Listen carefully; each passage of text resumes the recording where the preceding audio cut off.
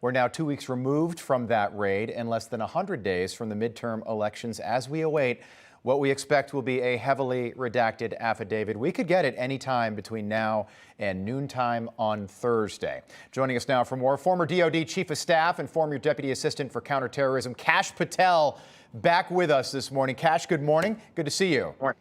Great to be with you. Kash, normally you're kind of a behind-the-scenes guy. You've been everywhere recently. Really enjoyed the Washington Post op-ed about you over the weekend. So here it is. Meet King Donald's point man in his Mar-a-Largo fight against the deep state. Kash Patel, your reaction to that?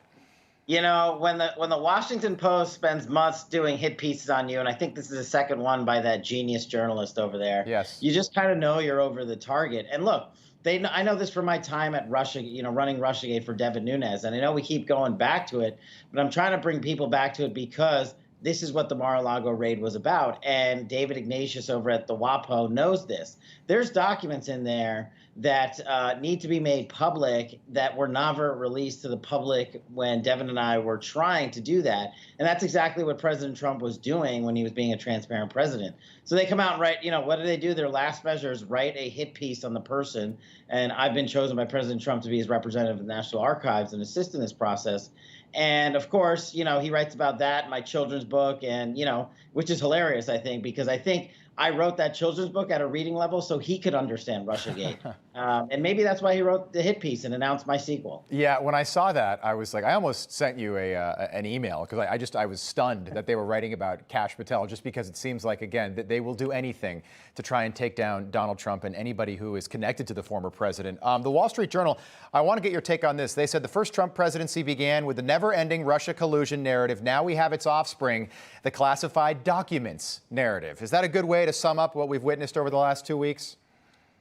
Yeah, I think so, and I'd like to fill it in a little bit. Look, when Devin and I were out there publicizing the documents we legally could, we've always said we got 60% of Russiagate documents out to the public. That means 40% still has not been shown to the world, and we are unable to talk about it because if we do, of course, the FBI will come after us.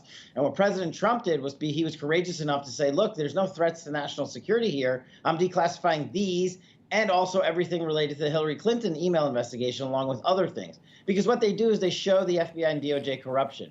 And what the deep state does is they fight back by attacking us personally and talking about empty epithets that say you're going to destroy national security and relationships overseas, just like when we released the Nunes memo. Nothing happened. The only thing we showed was the extent of government corruption. And here's the crazy thing. As bad as you thought it was for Russiagate, it is 10 times worse. And I firmly believe that the FBI went in and conducted this raid because now what do they get to do? They say, oh, we have an ongoing investigation. You can't see anything, and you won't be seeing anything from that affidavit. You'll see 98% of black magic marker redaction. Interesting, and we're waiting for that. Hopefully we get it before noontime on Thursday. That's the deadline. Do you think Donald Trump is ultimately indicted or charged here? Do you think they have to go that far in this case? I think they, of course, want to go that far in this case, and they're going to take it right up to the 1-inch line on this one. But, maybe there's a grand jury in Washington crazy enough to do it. The thing is, the only matter that the Department of Justice actually listens to from time to time is public. And the public outcry on this has been massively against them, even by the people who basically make up polling. Yeah. And the numbers of coming in for not just money supporting President Trump, but the increase in surge for him to announce and announce soon. Literally, this could be the biggest boon that President Trump receives should he decide to run for office. Maybe he'll announce sooner now. Oh, do you think you would know? Does he announce before the midterms?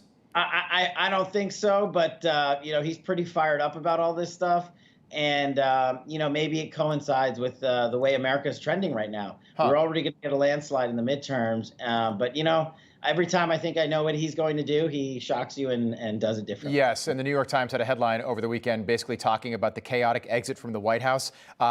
Trump delayed sorting records. There was hasty packing of papers. Some were shipped to Mar-a-Lago. Literally, the New York Times is talking about hastily packed and scattered papers. That's how low the New York Times has gone when it comes to this story.